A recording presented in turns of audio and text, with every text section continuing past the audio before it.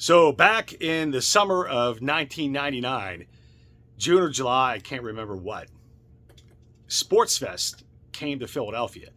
Sports Fest was a very short-lived show. I think it I think they had two, but it was a good show. I think they were trying to compete with the National, it just didn't work. But I had heard about this show, and I had heard that Pete Rose and Mike Schmidt and a number of other Phillies were going to be signing autographs. So I went up. There was a piece that I received as a fan for seeing Pete Rose break Stan Musial's National League hit record. They gave this out. It's now framed. But upon hearing the news that there was going to be a Sports Fest, I knew Stan Musial signed things by mail, so I sent this out to him. It came back nice and signed, just where I wanted it. About a few weeks before the show, which was perfect. So I brought it up. I had Pete sign it. We talked about that game. It was a kind of a cool interaction. About a minute, 2-minute conversation. It was actually an actual conversation with Pete Rose. And here's the ticket back in Veterans Stadium. But this particular thing, it means a lot besides being at the game. I was also at number 3630 the game before. But in between those two games, there was the strike of 1981. So there's a lot of games missed. I think about 50, maybe more. But August 10th, 1981, Pete Rose became the National League's all-time hit leader. And I was happy to be there. I've always been a big Pete Rose fan. But the summer of 1999, that Sports Fest visit, it changed the way I collect today.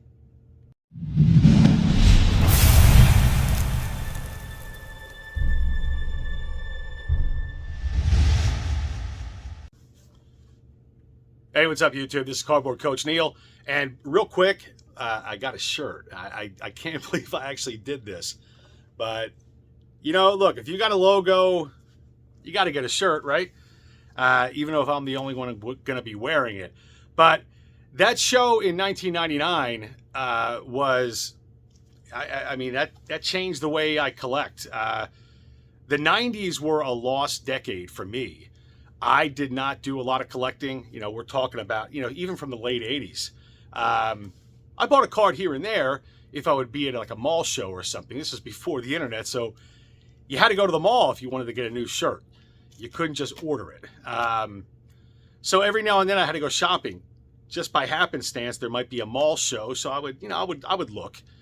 But I wasn't really into cards from about like high school and through college, a little bit after college.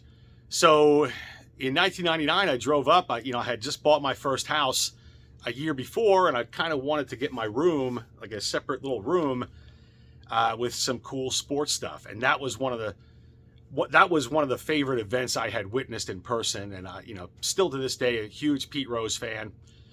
But I'm up at Sports Fest, and I knew there was going to be baseball cards there, but it just didn't dawn on me until I was actually there. And I couldn't believe the size of this thing. I just, dealers all over the place. Cards I had never seen before. Dealers I had heard of, like 707. And I stopped by.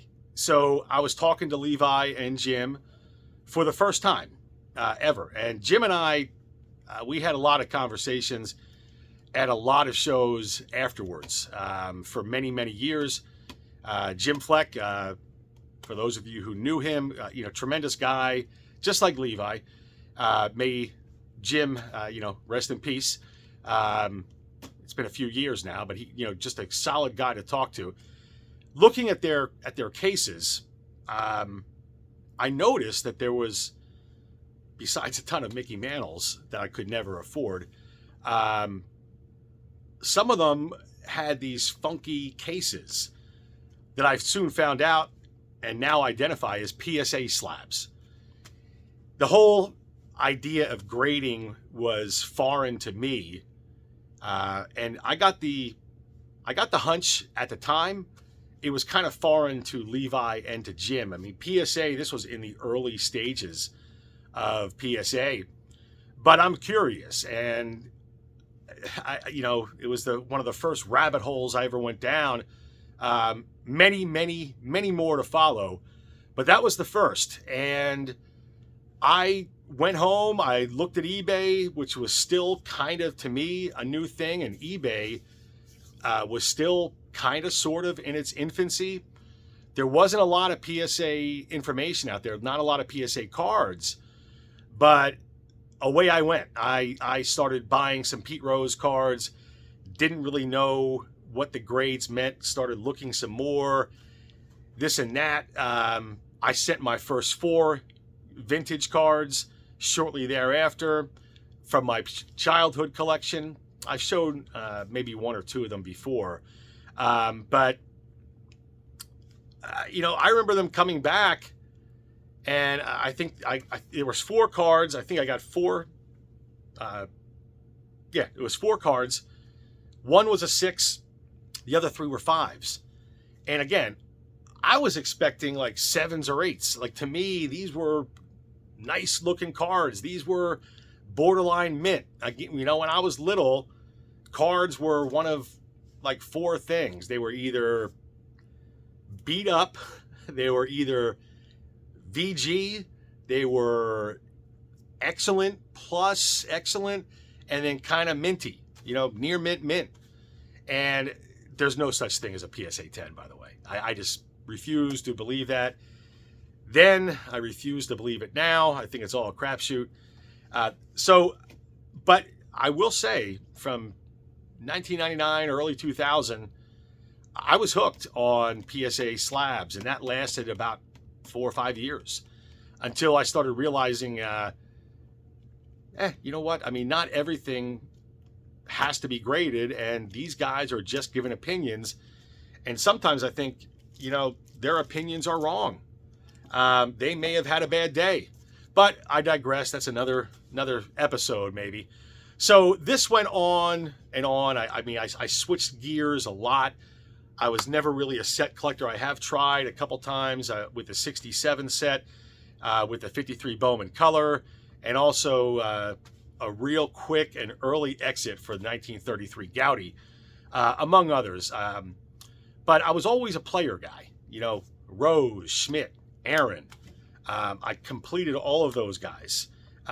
Some of the cards I have sold off because that's kind of what I do. And once I complete something, I kind of just sit there. Okay, the fun is kind of over. I want to try something else. And when you're working on a budget and, you don't want to put family money into cards, this is, I try to keep everything self-contained with what I do. There was a lot of different things I did. So from 2000 to now, I probably have owned thousands of PSA slabs and SGC, and I've sold just as many. Now I still have a good collection. It's always changing. And the reason I say it's a good collection is it's my collection. You got to make your collection your own. You got to do what you like. Collect what you like and collect what you can afford. But during the times of probably 2010 through whenever, I really got into, still with cards, but also game used memorabilia. I mean, I started buying some bats. This is a store model Jackie Robinson Little League bat from the, I think, middle to late 50s. I believe this was kind of put out during his final years and a couple years after retirement, but you can see the decal is kind of still, like the artwork is kind of still in decent shape. But I started liking that stuff. Then my brother-in-law, who was a big Pirates fan and still is, he's from that area. I'm going to show this first. 1966 Matty Alou. He won the batting title that year. And here is a 1966 Matty Alou gamer. You can I don't know if you can really tell, but I got pretty good at identifying gamers. What's great is, you can see some cleat marks, how they, kind of tap their cleat. You're not going to see it on video, but there's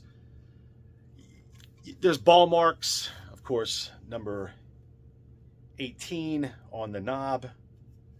There we go. That's a little bit better.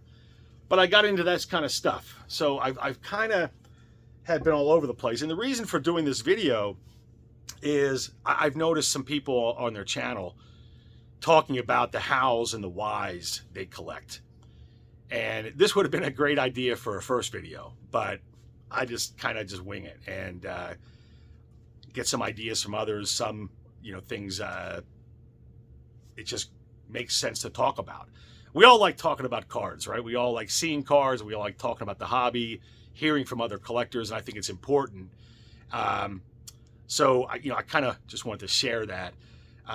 Since entering the YouTube community in early May, I figure, why not? Let's do another video on that. So that kind of continued here and there. I mean, I still have some bats. I don't have anything like Griffey or Hank Aaron or anything like that. I did hold a Babe Ruth gamer at one point, and I've seen a bunch, and they would just be tremendous to own, and they look great displayed. I got even some more right back here. These are mostly just Phillies. Matty Alou, I think, is the only non-Philly I have.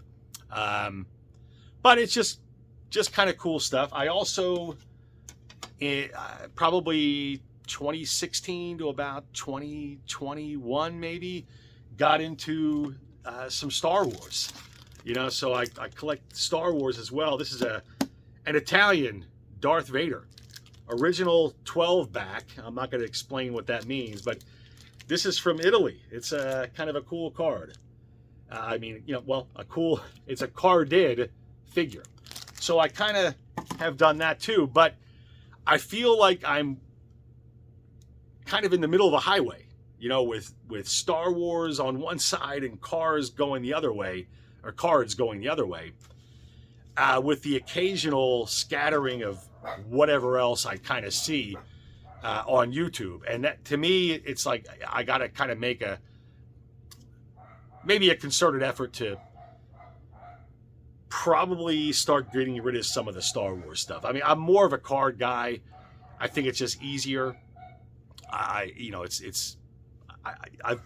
was a card guy first and foremost, but I love Star Wars. Not going to get rid of all of it, but just going to get rid of some of it. But I'll tell you what, since watching YouTube, and even before then, I guess I've been watching YouTube for about 2 years. And right before then, a few years before then, I kind of got a little bit tired of just looking for graded cards. So I stopped. I just started looking at my childhood cards, cards I had tucked away, cards I had still in top loaders, and really started to enjoy them. I look at cards, and like this one, even though I didn't get this thing graded, this is a PSA 4. I mean, to me, if this was not, in this PSA case, like I'm talking, this to me is like a minty type of card. It's got really nice corners. It's got great color. It's got great centering. And, it's got a clean back. There aren't really any wrinkles or creases on it. It's just, they gave it a 4, and that's fine. I mean, I'm not complaining about that, but I will admit also that I have seen beautiful, beautiful examples of cards earlier on that I walked away from because, to me, I had to have 8s or 9s, like 5s, even from the 50s. To me, were just, you can't do that. And that's just the way the registry kind of trains your mind. And I fell prey to it. I'll openly admit my mistakes, and I had a few in the hobby, but too few to mention, just like old Blue Eyes would say himself. it's been a long road. It's been, a lot of turns and a lot of curves. And sometimes I'm heading back, asking for directions, stopping for gas at the same place and realizing, hey, you know what? While I'm in here, let me grab this. And realizing, you know what? Let me put that back and I'm going to grab this. I mean, just all over the place. And it's just been fun. There's no destination in sight for me. It's just a journey. And I just wanted to kind of ramble on with another excuse for a video. But those are, some of the things I collected, still do. I'm getting more into like oversized stuff. And here's a recent edition. This is a 1953 team issue, Larry Doby. Very inexpensive, perfect in an 8x10. These are about 7x9s. And, black and white. It looks great in this and only this. Also, I mean, just since I have these are just these are all my thing right now. I'm kind of saving up for a rainy day.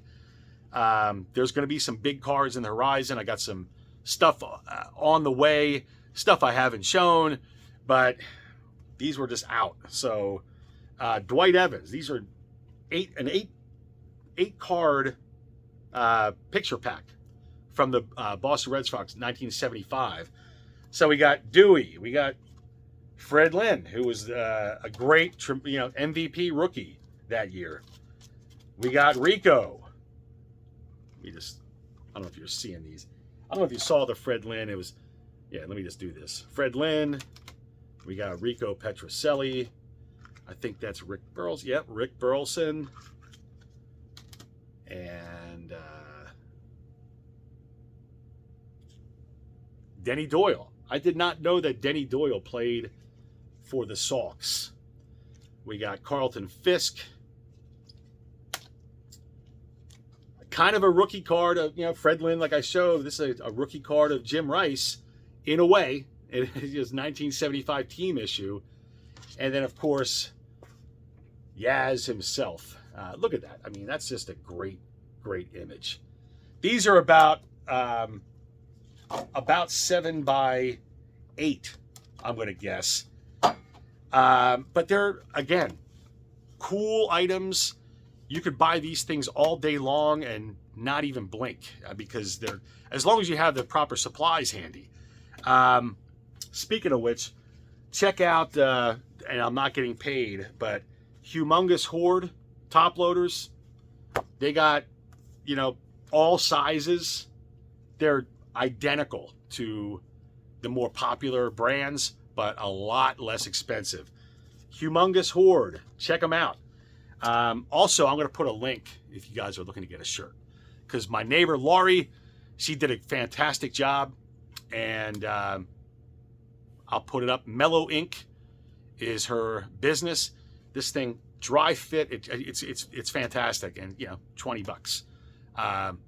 It's good stuff, and I've seen a lot of logos out there that would look great on t-shirts. But hopefully, I get to go to Strongsville. I am not heading to the National, but I got my room booked for 2 nights at Strongsville next April. So I'm putting money away, trying to be good, but it's hard because you see some stuff all the time. You see some stuff. Every time you watch a YouTube channel, you see some cool stuff. And the thing about YouTube, like it was with or very different than it was with message boards for the first 20 years. Message boards, you'd learn about sets. You'd see a card, a scan. With YouTube, you're learning about sets, you're seeing a card, but you're hearing the collector's tone. You're hearing his excitement about the set, talking about the nuances. And that's what really gets it for me. And that's part of the reason I wanted to join and become a creator, if that's what you call it, myself. In any event, I'm rambling. What are you going to do? Thank you for watching, and you guys take care.